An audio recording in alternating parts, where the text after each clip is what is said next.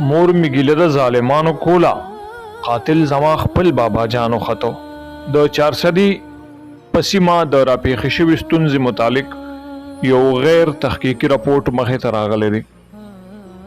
هر کله چې مریم ماشومه د اختر په ورځو شپو کې د جندي په غاړه ذبحه شوې حلاله شوې وه، د پولیس اهلکارو د کاروای نه پس دا معلومه شوه چې د مریم ماشومې قاتل خپل پلار دی، او تفصیلات زیاتوي چې پلار جرم هم منلی دی چې او زه یم.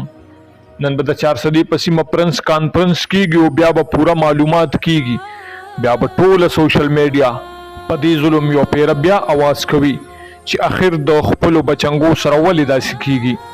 یقینا چې ډیره د افسوس خبره د ټولو نه اول خو په دغه ماشومې ټوله پښتونخوا خپه او د دوی په پلار مور او په ټول خاندان خلکو جړه کوله، خو اوس چې معلومه شوه چې د دې پلار د قاتلو خطو دا هم ډبل افسوس خبره ده.